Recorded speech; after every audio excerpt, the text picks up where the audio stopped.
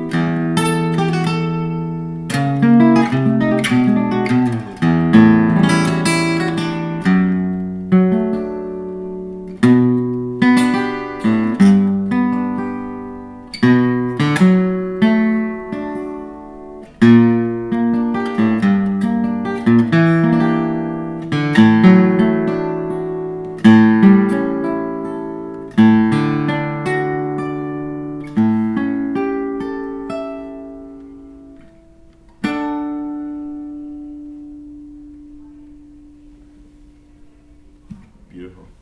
Thank you. So that was a beautiful tune. What's the name? That's A Little Love, A Little Kiss. It was also done by the Hot Club of France. I think the composer Siliscu had a hand in that, but I could be totally wrong. It's beautiful. Speaking of beautiful music, you have graciously offered to join us at our first ever Fretboard Summit in about a month and a half. It's coming up here. Is that soon? Yeah, it's coming up. I know. Yeah.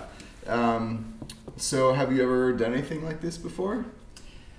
I'm not sure there's ever been anything like this before, I've taught at a couple of camp workshop things, and the answer is no. Yeah. I can't think of anything even like this. Yeah. What are you excited about to do? Well, I mean, I'm excited about hearing a lot of the folks that are going to be there, and I'm really looking forward to seeing some old friends too that I don't get to see as often as I would like. So I think you're playing on Friday at the minimum. Mm-hmm. You're gonna hang around all weekend? I'm there all weekend. Sweet. Anybody you're hoping to maybe play with? I don't know. I'm a big fan of Joe Henry's, and I didn't ever think of him as a guitar player. I'm a fan of his songs and his production work, so I'm looking forward to hearing him. Julian and Chris Eldridge are both pals of mine, friends, and I haven't gotten to see either one of them that much. Even though we're all in New York, we're always moving around and trading messages. Brian Sutton's just utterly ridiculous. So, a chance to get close to his right hand and study that would be kind of fun. Yeah. Have you worked with any of these guys before? Well, I've known Julian for years. We both played, we met when we were both playing in Mark O'Connor's band, which was, at this point, actually quite a while ago, maybe like 8 years ago or 9 years ago, I don't remember. And I worked co-producing with him his last record, his solo guitar record, which was really, really fun. And Chris, actually, I was running this guitar workshop a couple of years ago and got Chris on staff, so we had a better part of a week to hang out some, and it was great hearing him. Nice. So you, like most people at this event, are a connoisseur of fine instruments. Have some here today. But you had this great idea of doing a blind taste test of guitars, is the loose title we're calling it right now. Well, where we're gonna, I think the idea is to stick you behind a curtain, right, with a bunch of really nice guitars. Yeah, I don't know. I mean, I don't know if they're. You tell me what the idea is, because I'm hearing about this. Jason emailed me many months ago about this and was like, "We're going to be doing this. I'd love to have you be a part of it." And I was very honored and happy. And he was like, "Any ideas? Let me know some ideas." And I'm someone that's I always have tons of ideas, and I rarely get any of them done. We know how that goes around here. Yeah, so I was like, ideas? Yeah, I got plenty of ideas. So I sent him a whole list of things, and so I'm glad that at least one of them stuck. But I mean, I remember saying this to him. Let's tell me if this is like basically what I said. Yeah. I feel like all these guitars that are sought after and all the like vintage guys and stuff, people don't honestly know.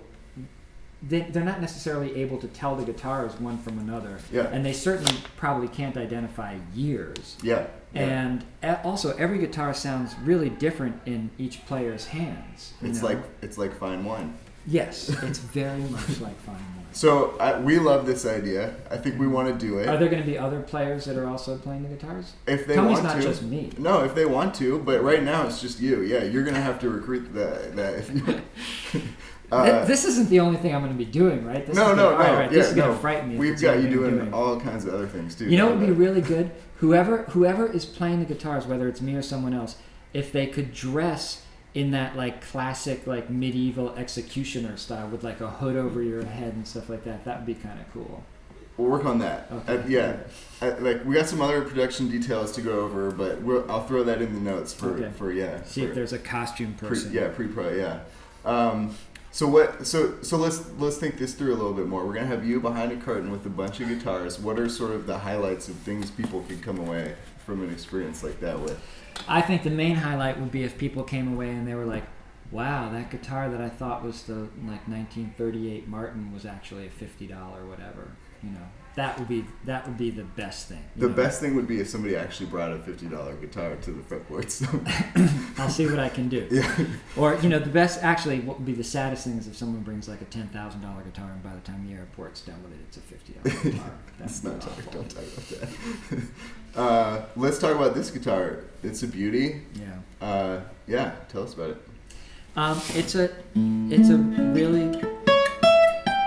It's a great instrument. It's it's funny. I got I'll tell you, it's a Master Model L-5. It's a 16-inch shorter scale L-5, and these were the Master Model label, which this has, although it won't have for that much longer because it's decomposing. The Master Model label was on L-5s, I think, from 24 until 29, or early 29, end of 28, something like that. Mm-hmm. And they're marked by a few characteristics that set them apart from the 16-inch L5s right afterwards. They have carved bracings or tone bars, for one thing. They're not curved and then bent. And the earliest ones, of course, were signed by Lloyd Loar. So I think the 24 ones, I guess, or something like that, are signed by Lloyd Loar. There's also, as I understand it, and I'm not a collector, and I'm not up on all the latest, but as I understand it, there's a new school of L5 scholarship that's been happening because someone, do you know about this? I don't know. Okay, because someone finally found the actual shipping records. Oh. And so now they're saying that some of these are a little later. Anyway, I'm sure that there are people at home who've been hearing me say this and are already freaking out, and I see the phone bank is already lit up because people are really upset that this has a block neck, which it does. It would have had a dot neck. I got this from Larry Wexer, a fine guitarist and a friend and a dealer in New York, probably in 2000. Okay. I think in 2000. And he had a dot neck of his own that I loved for years and years, and he sold it, and then sold this to me for the same amount of money a couple of years later, which was very nice of him. But his story is that it went back to the factory and got a new neck in 33. And the neck, everything about the neck, the blocks and the Gibson on the peg head indicates 33. It also, you can see where there's overspray and where there's finish, like chipping away. Sometimes when I'm bored, I just like to actually chip it off with my fingers in hopes that it's going to sound better even than it does, which would be difficult. Did you get a picture of this little thing? That there's a strap button here and a strap button here. Oh, wow. This is the kind of thing that you can do when you yourself own a fine vintage instrument that you paid nowhere near what it's worth nowadays. I was like, well, sometimes I like the strap here, and then sometimes I'm doing other things I like it over here, so I just put two strap buttons on. All kinds of people cringing now. People freak out. People freak out about it. I'm like, big deal. It's not your damn guitar. Yeah. So anyway, when Larry sold it to me, he actually thought it was a dud. I liked it, but he thought it was a relatively small sounding instrument. And he came and saw me at a gig maybe a year after I got it, or 6 months after I got it, and he was like, what? And it's a really interesting instrument. I think that a lot of these are like this. They'll close up if you don't play them, and they really open if you do play them. So you saw it open up just in... Oh, it just changed so much. It just has much more resonance now. It's got all this reverb, and sound engineers are always coming out of the booth if I'm using it on a recording session, or like there's something wrong. There's reverb that I'm getting, but it's just this instrument. It's just great sounding. And when I realized it could do that, I worked kind of hard at getting my right hand so that I can coax it out kind of consistently. It can be a little much sometimes, but so the pickguard. The pickguard is relatively new, like within the last year and a half. It always bothered me that Gibson has this metal bar here, and that things can always go wrong with it. And it bothered me that the treble F hole was covered, because whenever I'd take the pickguard off, I was like, wow, this thing sounds so much better without the pickguard. But the finish is really light on these. And just the tiniest whisper of your pinky nail on the top will just have it flake off. So I wanted some solution for years, and finally I met Tom Crandall a couple of years ago, who owns T.R. Crandall in New York, and T.R. Crandall Guitars. And Tom's one of the few guys you can say, like, is this possible? And he was like, yeah, and immediately came up with a way. And I didn't want like a nice utilitarian modern jazz pickguard on there, because it just didn't seem to fit the vibe of the instrument. The instrument's sort of all about, gratuitous romance and splendor and, Beaux-Art fabulousness and stuff. And or fabulosity, as we call it in the guitar trade. Fabu. And so I had a couple of sketches that I made, and then Tom and a guy at his shop, Luca, who's really has, I think, a great design sense, sort of put in the gratuitous point, which I think really did it. Like I had gratuitous curves, and I sort of wanted to highlight the body shape with the curves, and we came up with this. And it's alternately, it's called the whale, because it has like some of that vibe if you're looking at it this way. I like it. But it also is like the Hirschfeld Bob Hope classic caricature. So Jay Leno chin. Yes, it's got a bit of the Leno chin. Alright. The Hope forehead. Actually, as someone with a prominent forehead myself, I appreciate this. And I hope that when they made it, they weren't doing it to mock me. But if they were, I'll probably never know. Anyway, so Tom put a thin piece of burled walnut veneer on there, and it's a multi-ply wood pickguard on a very strong piece of graphite rod that he made to fit perfectly under this little space. So nothing's actually touching the top. But it doesn't move. It's great. Yeah, it's beautiful. And you have this interesting banjo over here. You want to tell us about this? Yeah. I grew up playing the banjo, and I grew up playing 5-string and bluegrass when I was a kid, and I got into guitar much later. Here, you hold this. So I'm a little like, Vito Corleone, or not Vito, Michael Corleone in Godfather 3. Yeah. Just when you think you're out, they drag you back in. Yeah. So I have a bunch of banjos, and I periodically still get calls for them. I do like jingles on 5-string. I'm one of those guys in town. And then sometimes a guy like Noam Bachelny, or right now Ryan Kavanaugh, or some of these guys moved to New York, and I stopped getting called for those gigs. But then invariably they leave. Bastards. Yeah. So Noam left like last year, and I'm sure Ryan will be leaving soon. He just arrived. So phone's ringing. Yeah.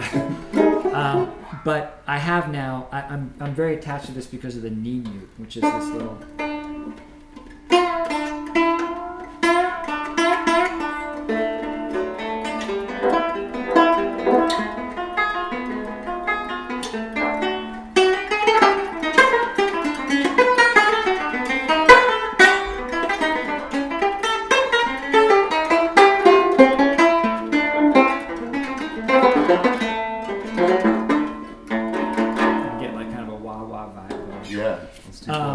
So I have a plectrum banjo, plectrum bacon and day, silver bell with a knee mute, a tenor with a knee mute, and a 5-string with a knee mute, and this 6-string.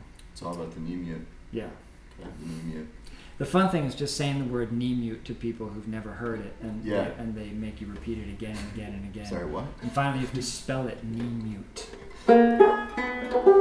There's some great videos of Eddie Peabody playing one and bouncing it on his knee and everything. Have you ever seen those? I haven't seen those. Did you like holding this? No, I didn't. It made me very nervous. No, that's great. I mean, this is... I grew up playing an old Gibson archtop. Yeah. When I was 12, I inherited a 1948 L-7 that belonged to my great uncle. And I think I told this to Jason in a podcast thing I did with him a long time ago, but he just played Sicilian music on it and sang and stuff, and I really hated it when I was a kid. Yeah. But I got very attached to the guitar, and anyway, so that was my main guitar until I was 35 or something. Still have it? Yeah. Great. Yeah. Can we hear another? Sure. Let's see. Maybe I'll do a little. I did this record. I don't think there's a video of me doing this tune. I did this record a couple of years ago of Willard Robeson's music, so this is a Willard tune.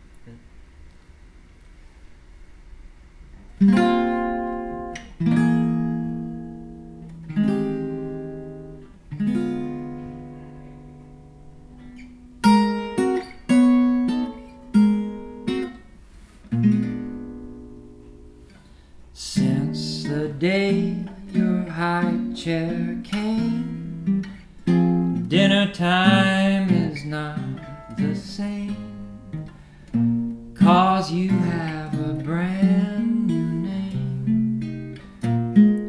Little high chairman, wrapped to order with your spoon, crave attention much too soon. If you ask, you'd get the moon. Little high chairman, supper time is almost through. The topics get too deep. Then we turn and look at you. The chairman's fast asleep.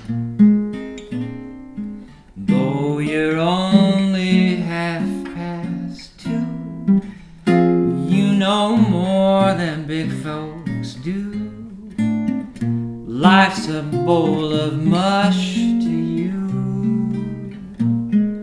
Little high chairman.